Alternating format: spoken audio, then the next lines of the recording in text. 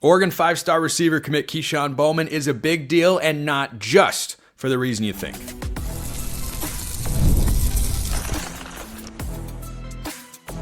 You are Locked On Ducks, your daily podcast on the Oregon Ducks.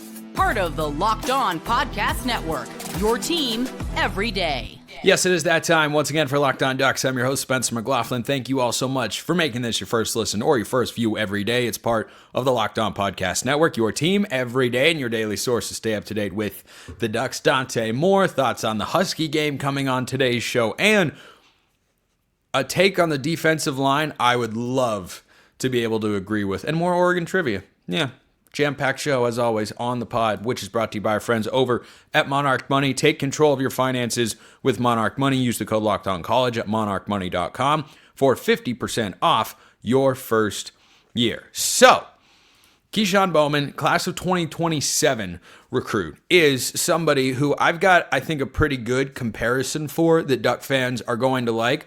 You're going to have to wait for that one, though, because this is a composite 5-star in the class of 2027. Yeah, that's a big deal. So the talent is, of course, there. It's a great recruiting win for the Ducks, and there will be some more work required. But the reason I really wanted to talk about him to begin today's show, that I didn't have all the time for on Friday, because I was talking with Jake Budd of the Big Ten Network. If you missed that interview, go check it out. Jake is awesome. This is probably we're going to look back and say this is the biggest receiver recruit that Ross Douglas has had since he took over as Oregon's wide receiver coach. Because remember, Junior Adams didn't leave that early in the cycle. The announcement that he went to the Cowboys kind of came out of nowhere. And not that Ross Douglas hasn't done some good things. Messiah Hampton most notably being, the highest profile receiver recruit I think that the Ducks have in the class of 2026.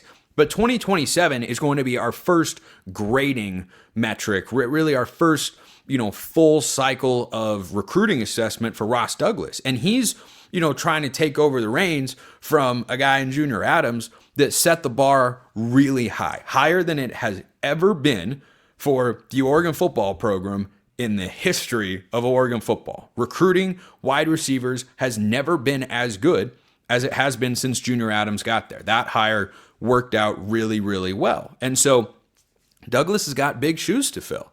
When Carlos Lachlan left for Ohio State and they brought in Rashad Samples, that was a heck of a handoff. Sometimes it doesn't go that smoothly. Sometimes you hire a guy who maybe is good, but not quite as good as the guy before. Heck, going from Kenny Dillingham to Will Stein. And this is also in a kind of sideways manner of looking at it, an evaluation of Dan Lanning, because one of your biggest jobs as a head coach, especially one like Lanning, who is not a play caller as a head coach, who do you hire? How do you put a staff together, and how do you put them in positions to succeed? And Lanning spoke at Media Days last week about how he wants to set up his coaches to be head coaches one day for those who want to do that, and he's supportive of them in those endeavors because he recognizes, number one, that's being a good guy. Number two, it's part of the business. Number three, it makes your program a lot more attractive to come and be a part of, because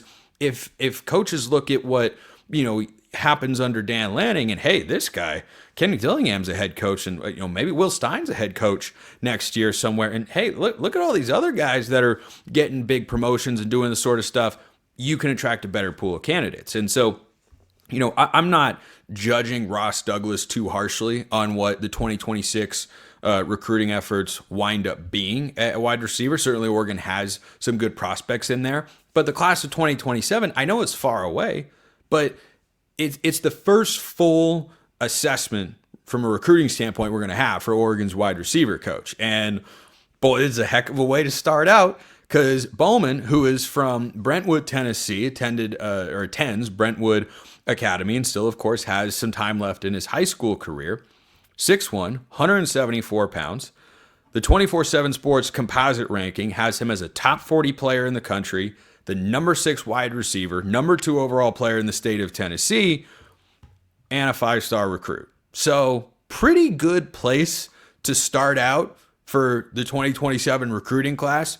And when I watch Kesean Bowman on film, it's easy to see why he's really talented and highly rated.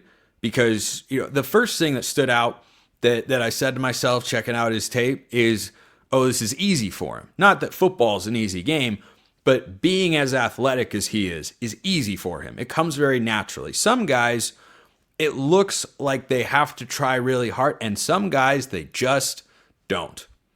And Bowman, to me, looks like one of those guys where speed is not... Now, according to the 24/7 scout, his high-end speed can still go up a little bit, but he just is a very fluid, easy-moving athlete and has a sort of athleticism that you can't always teach. He's got good ball skills as well, has some really impressive contested catches on his highlight reel. When I watch him, I see a lot of Troy Franklin. A lot of Troy Franklin here, who, when he came out of high school, was 6'2", 170 pounds. And Bowman, 6'1", 174.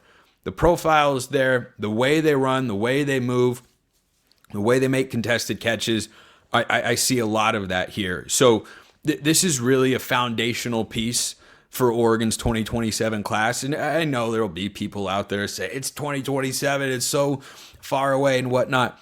Gatlin Bear is someone who I've talked about on this show a decent amount, 5-star from the class of 2024, who is taking a 2-year LDS mission and will join the Ducks for 2026. I remember doing that segment, talking about him at the time and thinking to myself, boy, it is going to be a while until he gets on. Now I think about it, I'm going, well, wait a minute. That's really not that far away. And when you have highly rated receiver prospects like those two, what you have to remember with a guy like DeCorian Moore is they have the ability, because of the position they play, to contribute immediately. So you're not even projecting, 2028 or 9 is really when he's going to... No, this is somebody who has got the talent to contribute as a true freshman. A lot can change between now and then, but I also wanted to highlight this progression of receiver rooms that Oregon's going to have. I've talked about the quarterback future a decent amount this offseason here on the show, but man, the future of the receiver room looks insanely good. No matter what happens, whether Evan Stewart comes back or not, whether DeCorian Moore has the freshman year of his life or not, like there are just so many options. When you can readily overlook a guy like Jeremiah McLaughlin, who's going into a redshirt freshman season this year, and I think is just an awesome, really solid all-around player at the receiver room, and he might be buried on the depth chart this year, that's an awesome place to be. And I just think that Oregon has the potential, if they keep stacking recruiting classes like this and highly rated guys, to go out and have that year in and year out. So it's a really cool transformation in a good way for Oregon on the recruiting trail to go out and have this position group just be bringing in some of the highest rated guys in the country, guys that can be early round NFL draft picks who, not that Oregon's offenses in the Chip Kelly days needed a whole heck of a lot because the scheme was just so phenomenally awesome. But imagine if they had a few of those guys. Heck, we all remember the 2015 national championship game against Ohio State where Oregon was missing Devin Allen. Oregon was missing Darren Carrington. They didn't quite have the depth. They struggled with drops in that one. I don't know if they win the game. They probably don't lose by 20. And that offense probably doesn't only put up 20 points. So I love where Oregon's at.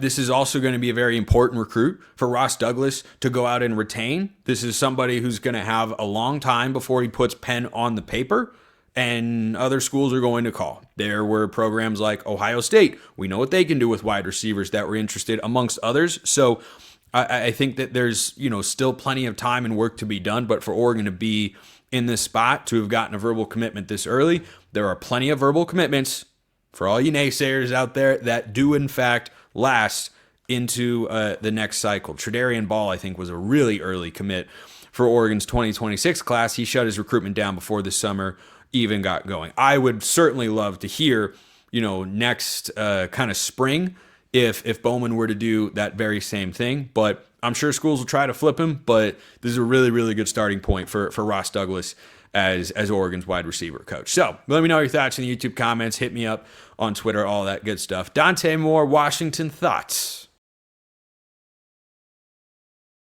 First, this episode brought to you by Monarch Money. Do you ever wish managing that your money felt easier? With Monarch Money, it can. Whether you're growing your savings or planning a big purchase, Monarch puts you in the driver's seat. It's like having your own personal CFO, giving you full visibility and control over your finances. Monarch Money is more than just a budgeting app. It is a complete financial command center. You can track all your accounts, investments, and spending in one place. So in addition to managing your money, you actually start building wealth, which is really, really important.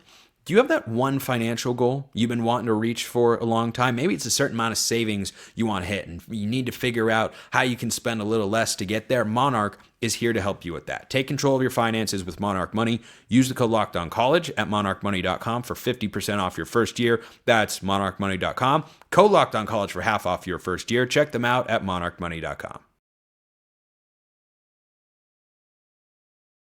Lovely second segment sip on a Monday. Straight into the good old mailbag and Spencer scale of agreement. You submit a question, you submit a take. I rank it 1 to 10 where I am at. Here we go. Buckle up, says one of my Locked On Ducks insiders out there, because I have a scorching hot take for Spencer's scale of agreement. Say Dante Moore is QB1 this year. That's not the take. That's pretty much given. I think there's a real chance we could almost see a quarterback by committee look in the offense. Dante getting majority of the snaps and splitting a little with Novosad. Then Moga coming in almost in a gadget role similar to Tyler Warren. That, of course, was Penn State's tight end last year, who would do things like quarterback sneaks and wildcat situations. So, Dante getting... We have not seen any sort of dual quarterback system for Oregon. The only time a backup has gone into the game is when the starter's gotten hurt and can't go out there. And that's only happened a couple of times. Washington 2022, Bo Nix got dinged up. Ty Thompson went in. We know how that went, of course. That wasn't, Ty's fault or anything, but we know how that went. Then there was... What was another? Dylan Gabriel had to go out for a play against Michigan State, got his bell rung. Dante came in, seamless handoff. Sorry, I am surprised sometimes that thousands of you decide to put up with me all the time, but I'm very grateful that you do. I love doing this. So we haven't seen a lot of that. And do I think that the gap between Dante and Novosad is huge? I don't think so. I mean, Novosad's a talent. We've seen him. Not in game action, really, but in the spring games, man, that guy can make some high-level throws. I do sincerely hope he winds up being a Power 4 starter one day. I think he's got that sort of talent, and, I pointed this out after this year's spring game. Novosad was my biggest surprise after last year's spring game, 2024, but after this year, my takeaway was, hey, Dante Moore made some great throws and did a bunch of great stuff, but put the profile of those two guys, the recruiting profiles of those two guys aside, and tell me what Dante Moore was doing that Novosad wasn't. You couldn't really say anything. That's not a bad thing. That's a good thing, because I saw some high-level throws all over the field from those guys. I mean, the deep ball that Novosad, Decorian Moore's biggest play in the spring game was off a Novosad deep ball, and that was a thing of beauty, absolute beauty. So I don't think talent-wise the gap between those two is the Grand Canyon. I do expect Dante Moore to start. And have we seen, Dante Moore last year, Ty Thompson in 2023, or Ty Thompson in 2022? We know now, we didn't necessarily at the time. We know now, especially in Lanning's first 2 years, there was no opportunity to run any sort of two quarterback system. I'm not a fan of it personally. I am very much in the camp of, if you have two quarterbacks, you have no quarterbacks. I haven't seen a two quarterback system successfully work for a team that's trying to achieve the things that Oregon is trying to achieve this year. The best example, Tua and Jalen Hurts. Tua came in at halftime. And then the next year, Jalen Hurts was the backup, and then he transferred to Oklahoma. It's not like they actually ran a two quarterback system. I get really annoyed. I hear that all the time. Tua and Jalen Hurts. Like, Tua came in for a half. We were all flabbergasted, and then we saw why.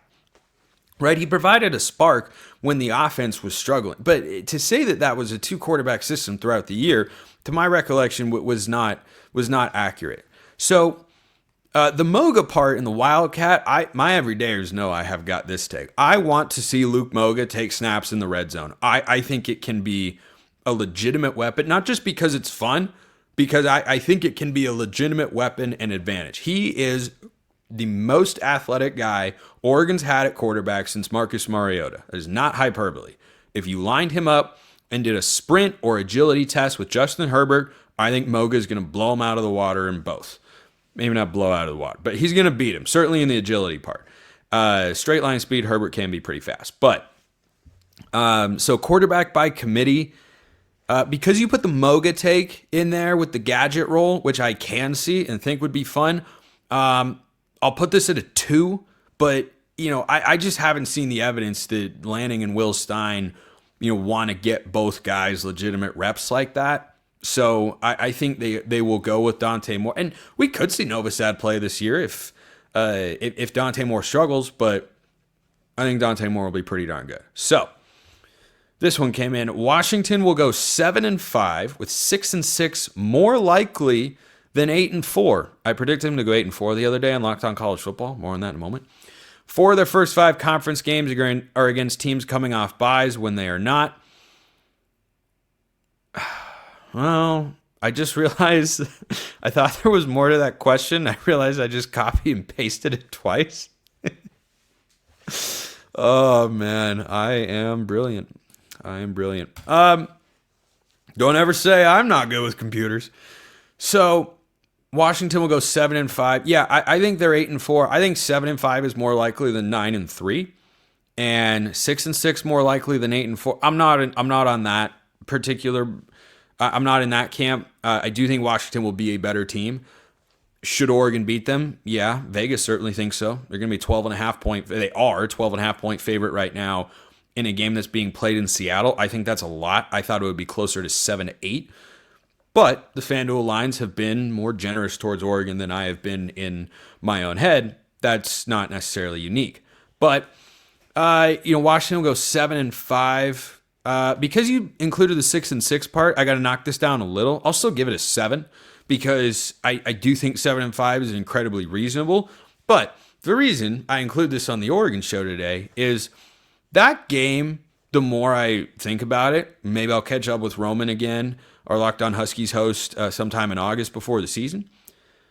That game scares me more than I would like it to because it is late in the year and because it is on the road. Now, on the one hand, late in the year is, I think, when Oregon will be playing its best football because all of the new pieces and parts will have had a lot of time to work themselves out and figure out who plays where and how do you do this and how do you rotate that and what's the offensive line shift, who plays in the secondary. Okay, all that will be as worked out as it possibly can by game number 12. However, that door swings both ways. And so I sent out a poll to my Locked On Ducks insiders the other day asking if Oregon were to go 10-2 with a loss to Penn State, who do you think the other loss would be? The most common responses were Iowa and Washington, road games. I do think that is correct. And this week on the Locked On Big Ten squad, I've got to pick Oregon's record. I might just go out there and say something with the right to backtrack because I might save that to the last possible moment. But we'll see. We'll see how I'm feeling that particular day. Because instinctually, I want to say 10-2, but I don't know where the loss comes. I come back to that Washington game. Do I think Washington's a Big Ten title contender as much as Oregon is? No, they're definitely not. However, was Wisconsin? No. Was that game scary? Yes. This Washington team, I think, could beat that 2024 Wisconsin team. So when you're going to be in that environment, when you're going to be, weather could play a factor as well, things could get weird.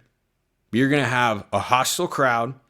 You're going to have two young quarterbacks that haven't played a lot of football, but will have 11 games of starting under their belt, presuming full health, which you always hope for. And, just say it out loud. a 7-8 win team that you play on the road in a rivalry game. Does that worry you? Yeah. I think there's plenty of reason to be worried there. And as we saw, unfortunately, in the 2023 Pac-12 championship game, point spreads do not actually decide the game. They decide who Vegas, what they think is possible or what should happen. Doesn't mean it's always what should happen. So, just wanted to put that out there. Just food for thought. Just think about it. And Iowa, again, 7-8 win team that you're playing on the road with a tough crowd. I could see one of those games not going Oregon's way. I would much rather lose to Iowa than lose to Washington. And with Dan Lanning in charge, that is certainly, if you asked him, this is not a question he'd ever answer, nor one I would ask him, because he might never let me ask him a question again. But if you asked him, hey, if you had to lose to either Washington or Iowa, of course his answer would be, I'd rather win them both, and that's what we're going to set out there to do. The answer is Iowa, especially given how Coach Lanning's career started at Oregon. So I think that it's just something that should be out there. So keep the takes coming. Oh wait, the takes are still showing up on the show. First, this episode brought to you by our friends at Game Time. We've all been there, logging on, waiting forever for concert tickets to go on sale, only to lose your spot for a show you've been dying to see, and now you don't get to go. That's a bummer. Live music should be about making memories, not dealing with the stress of ticket shopping, and that is where Game Time comes in. Game Time makes getting concert tickets faster and easier than ever. Prices actually drop on the Game Time app as it gets closer to showtime. You can save up to 60% off with their killer last-minute deals. I've used Game Time for a couple of different events myself, and the process was great. Got a great deal, knew what to expect, no surprise fees at checkout, bingo, bango, bongo. That's the sort of process you're looking for. Take the guesswork out of buying concert and show tickets with Game Time. Download the Game Time app, create an account, and use the code LOCKEDONCollege for $20 off your first purchase. Terms apply. Again, create an account and redeem the code LOCKEDONCOLLEGE. That's Locked On College for $20 off. Download the Game Time app today. Last minute tickets, lowest price, guaranteed. Before I get to the final Spencer Scale of Agreement take for today, I did want to mention something that I jotted down in my notes and just forgot to get to in my first segment. Ross Douglas, wide receiver coach. I look at him and all the position coaches at Oregon and coordinators too. But, you know, when you're trying to figure out, is this position coach doing a good enough job or could you upgrade here? 3 areas: recruiting, which includes the portal, development, production. Those are the 3 areas that I assess Oregon's assistants. And by the way, I think Oregon's assistants all get pretty darn high marks. And, you know, Ross Douglas is TBD. There's no grade because there's no real information here, but that's, you know, another reason why Kesean Bowman could wind up being so important. So here is another one. This is heating up in the hot take department. I'm going to translate this into a Spencer Scale of Agreement. Hot or not take, our defensive line and our defense in general will play better and rank higher than last year's defense. Yes, we had highly talented players, but all but one, Derek Harmon, disappeared and disappointed throughout the season, and especially in the Boise State game when Bossa was often out of position and was out-muscled by Genty, and our whole line fell flat against Penn State. Jabbar Muhammad's best days were against Oregon, not with Oregon. Whoa. Let's tone down the Jabbar Muhammad slander. We didn't hear a ton from him last year because he was mostly covering guys and pretty darn good. I think you can make the case Nico Reed had a bigger impact at times, but Nico Reed was being thrown at more because Jabbar Muhammad's guy wasn't open a lot. Did Muhammad perform the way I thought he would? No, not necessarily. But was he bad? No. Secondly, the defensive line take, all but Derek Harmon disappeared and disappointed throughout the season. Don't know. You and I were watching the same games, I think. We just reached different conclusions in that regard. Those 3 guys that Oregon lost were taken within the first 3 rounds of the NFL draft. I believe Birch was a second, maybe a third. Caldwell was a third. Harmon was a first. That is elite. Now, I have also said many times and still feel that Oregon's best position group is defensive line, without question. Proven talent, experience, depth. I love the defensive line. Now, the defensive line being better than last year,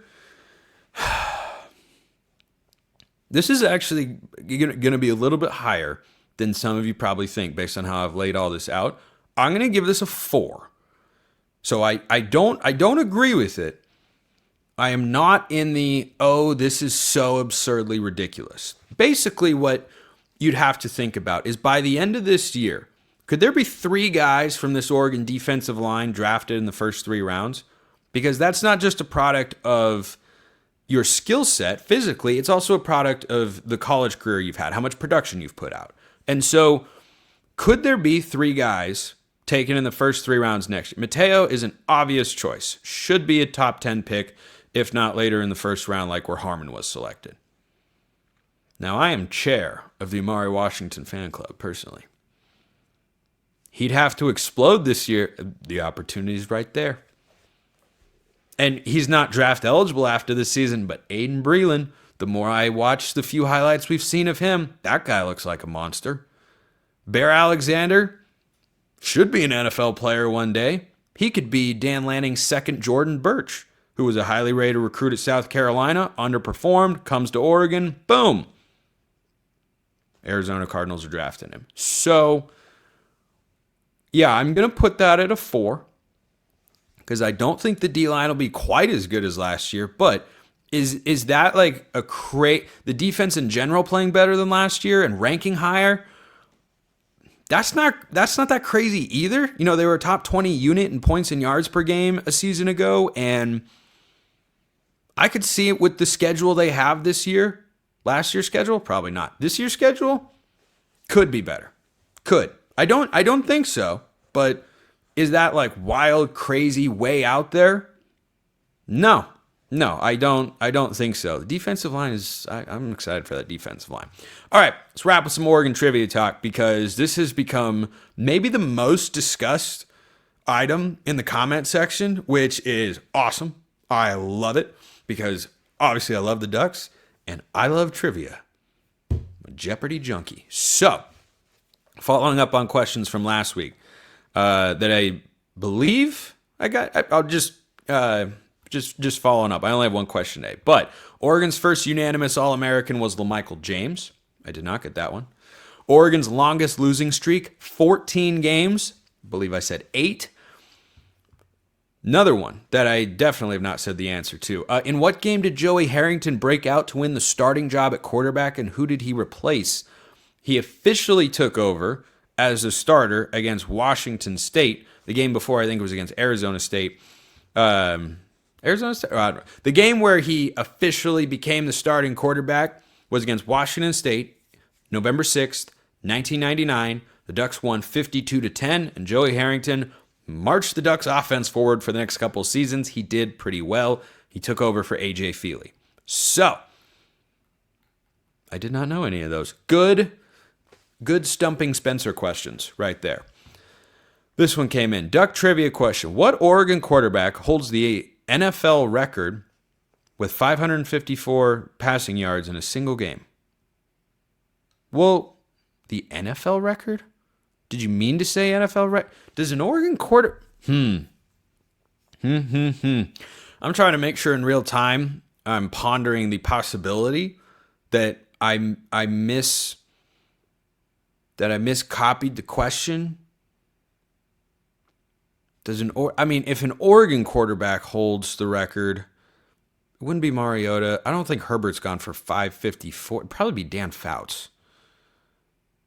Yeah, I'll go with Dan Fouts if it is in the NFL. And a person who sent me this question forgot to jot your name down. Please shoot me a message so I can confirm that I've done this correctly, and I'll get this squared away on tomorrow's show. I probably did. It just seems like maybe the question was supposed to be about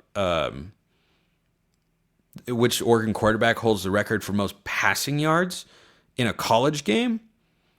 I don't know why I emphasize passing yards there. I've been talking about it the whole time. 554 passing yards. If an Oregon quarterback had 500 yards in a game, you know who I would honestly guess? Vernon Adams.